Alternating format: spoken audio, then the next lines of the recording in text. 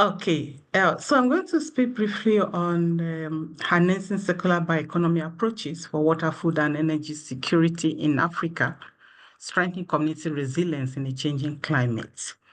But then briefly introduce where I'm coming from, my organization, because most of the things I'm going to share with you are drawn from our research program, which I've been part over the past few years. So the International Water Management Institute was established in 1984. It's a member of the CGR, which is the CGR used to be called Consultative Group on International Agricultural Research. It's a large partnership organization that's made up of about 13 centers that are working addressing food security and associated issues globally. So we are a research for development, not-for-profit organization. And we are working across mainly Africa, Asia, and the Middle East. Our vision, the IMI's vision, is a water secure world, working towards a water secure world through research and innovation in partnership, with other organizations. We believe so much in collective action that will help us to advance the transformation of water systems for sustainable, just, and climate resilient development in the nations. So our current strategy is addressing three themes or outcomes around mitigating water risk globally, managing water sustainably, and also overcoming global inequalities with regards to water use, water access, and utilization. And to address these three big themes or outcomes, we also focusing on about four levers, transformational levers that will really help us to deliver on these outcomes. The levers including data, water data science, big data, AI, and all kinds of digital innovations that will really help us to provide additional support for our stakeholders. Gender, youth, and social inclusion is very important, water governance, and of course, scaling science and finance and investment. Since we are a research for development organization, we're not just doing the research for the sake of it, but to achieve development outcomes.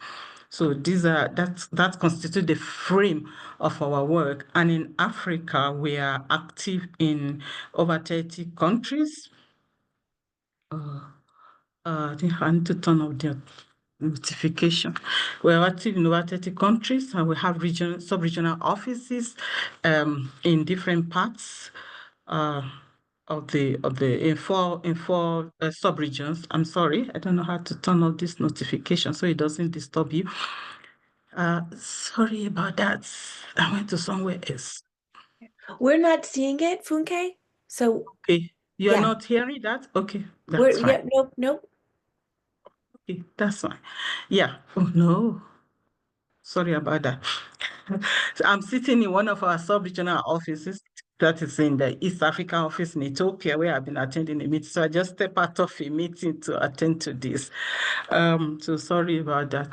So the main reason why we're addressing these issues, what we're addressing in terms of water, working towards water system transformation and a water secure world is because of the water security challenges, particularly in Africa. We have a lot of growing water scarcity, high spatial and temporal variability of rainfall. It's predicted that by 2050, demand for water is projected to increase by 50%. There's reduction in water storage facilities, failing infrastructure everywhere. And of course, the increasing impact of climate change and the fact that there are lots of information gaps. Associated with security, so water security issues, also ecosystem breakdown and threats to environmental sustainability. We know that agriculture is the biggest driver of biodiversity loss and even the single largest user of water, because in Africa, I think over 70% of water we draw is into agriculture. And agriculture is also very important, and also there's a lot of depletion of water resources through human factors, human actions. Beyond that, of course, there are geopolitical instability and uncertainties that really determine, the political economy of the state of the regions where we work. Fragility, conflict, and all that are very prevalent, as well as weak institutional arrangements. I just included some maps on the water security, from the aggregated global water security index from IPCC report, and also in terms of deterioration in water quality and all that, which you will find in the literature. Yeah, of course, then the water stress situation in Africa has also been mapped out to show where the stress are located, extremely stressed area, highly stressed, medium, and all that. But I don't want to waste much time on that. But some of these challenges kind of inform the need for innovation, collective action and innovation in the water sector. Associated with that is food security challenges, of course, in Africa.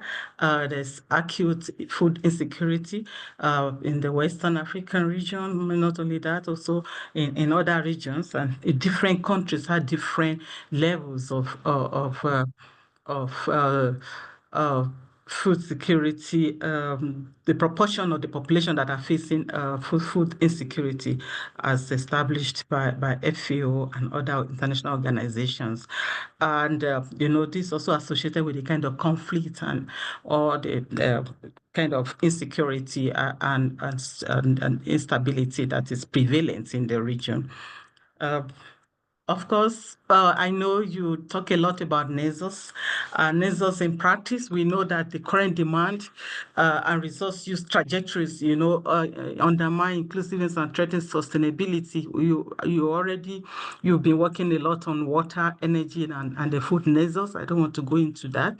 But I know that most of your emphasis now is on water and food, and that's also where we have been working, though we do some things that relates to renewable energy. Anyway, yeah, so the NESOS approach is just to help to actually manage, the trade-offs and the challenges, in manage the synergies and the trade-offs when it comes to resource use efficiency in the system. So whereas it's still a very novel approach. In those days, people were talking about IWRM, but these days it's the NESOS, I think since the Bonn 2011 conference, where emphasis have been drawn on this. And actually, this week I'm attending a NESOS meeting organized by the United Nations Sustainable Development Unit with other UN agencies, looking at where we are when it comes to NESOS thinking and framing in Africa and different African countries, and what we need to do to go forward. But what I want to share with you is how we have been doing some practical innovations, that demonstrate NESOS approach on the ground, and how we can, to just show you some examples which you can, and references that you can go and check them out. Also, there are still some research questions that we need to address in some of these approaches, but there are also opportunities that are coming up that I think is worth looking at. In our organization, we are looking at the aspect of circularity, circular bioeconomy, and we have research development areas in their program on circular bioeconomy, call it integrated circular economy transformation.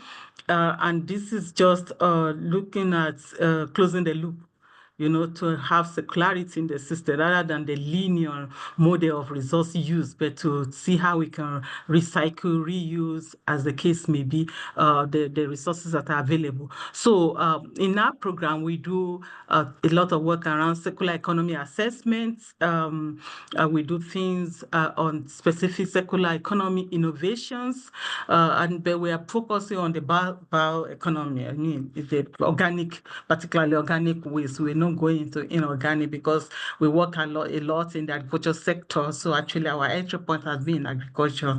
And we also looking at how we can scale such circularity, that's like bioeconomy solutions in different contexts.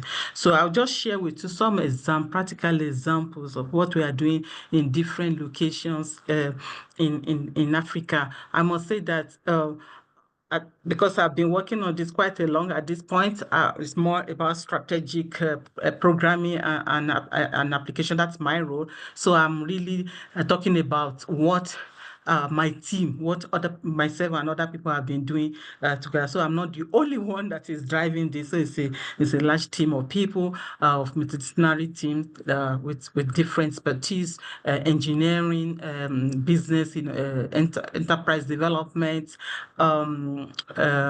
agronomy and all that. So we have different expertise in the team. So particularly, I want to show examples of what we're doing around nutrient and energy recovery, say water reuse in different locations, alternative proteins, and and what wastewater treatment, just a few.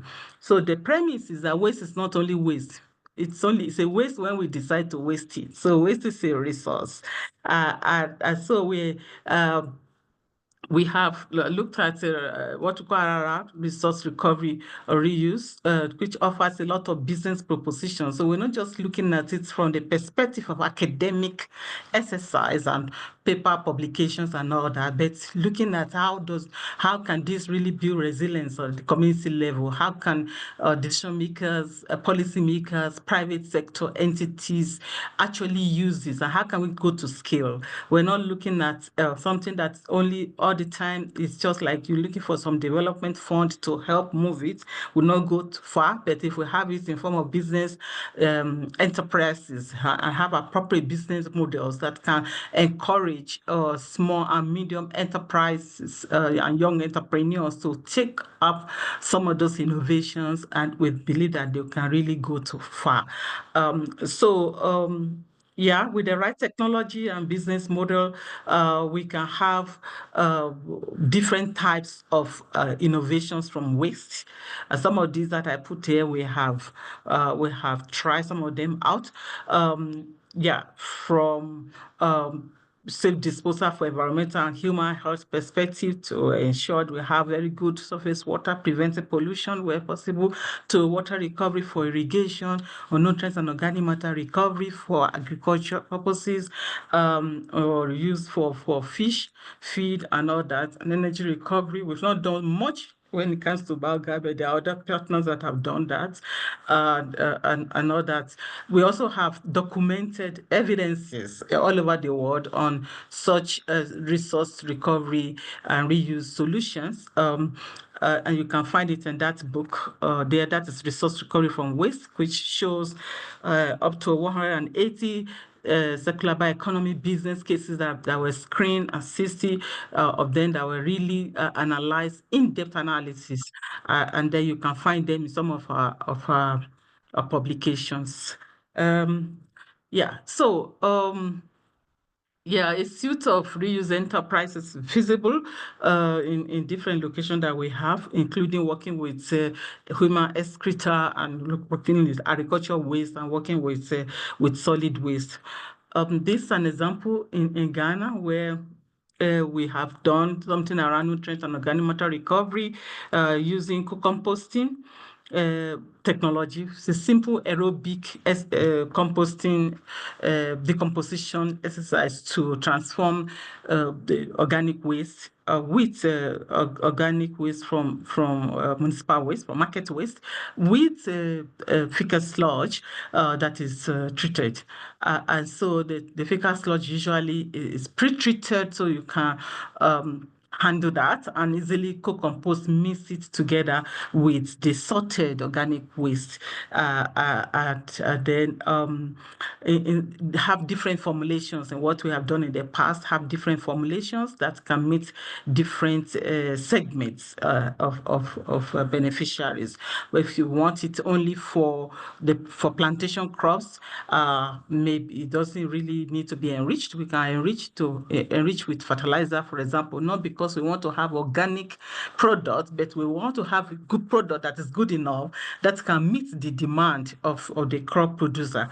So in most cases, if it's enriched, with a little bit of inorganic fertilizer, it can still raise the nutrient value beyond what normally you will find in compost. So that's something that we have done and tried out in Ghana, and we had set up PPPs for the organic fertilizer production, or what we call means means organomineral fertilizer. Let me call it organomineral fertilizer production.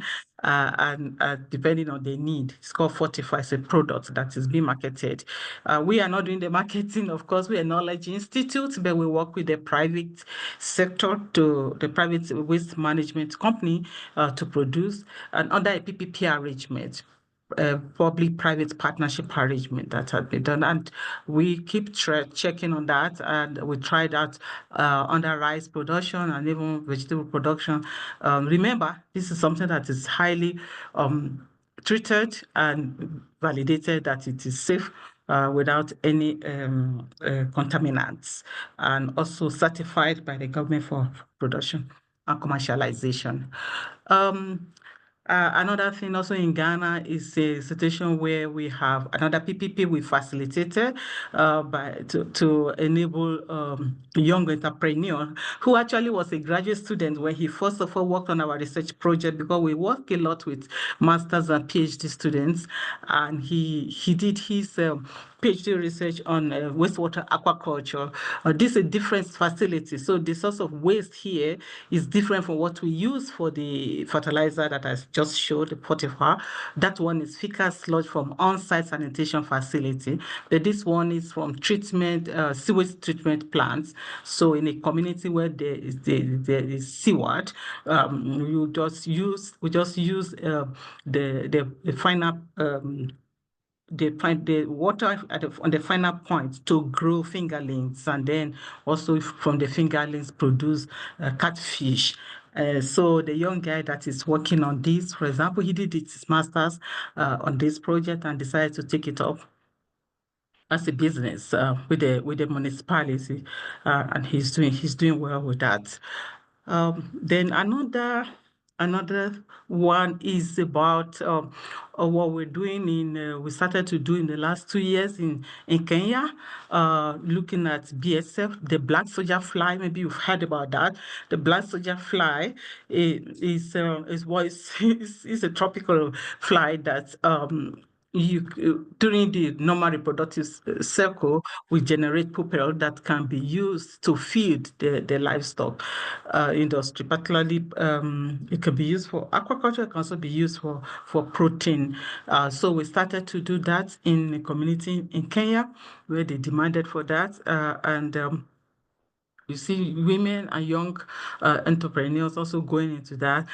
So what it does is we use local organic waste, agricultural waste precisely, to feed, and then we introduce the larva into that, and then the blood soldier start to fly into that, and then through the reproductive cycle, it produces this level pupil, which can be used for as feedstock for the livestock, for the poultry sector. So there's an increasing demand for this as well. I can send you a link of more detailed elaboration on the process and some of the scientific products that have come out of this. In the North Africa, it's more on, because they have a lot of sewer system. It's more looking at this water reuse for irrigation, irrigated crops, plantation crops, and all that. And then also helping the policymakers to have guidelines on how they can use it, and have source book knowledge materials that will help them to act and order to actually have regulations that can and policies that can guide the explicit reuse of water for agricultural purposes.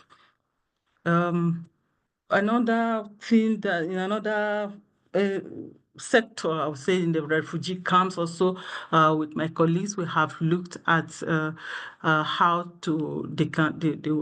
they can produce compost, and also briquettes, bio-waste briquettes. Instead of using wood, instead of using a charcoal, they can use convert bio-waste, agricultural waste into briquettes. We also do that. We also have and that's another PPP in Ghana that is doing the same thing, but that is not in a refugee camp. But this is specifically in a refugee camp that we did in collaboration with our other sister organizations. And so many households were trained in how to can do their home gardening, reusing water, and how they can produce this so-called biomass energy. And the essence of this is to enhance food and nutrition security through home gardening using the grey water. Grey water is the water that is coming out of bathroom and kitchen. Yeah, so then the bar waste briquettes are used. In Ghana, we also produce such, but that's under a PPP arrangement. This would not like in East Africa.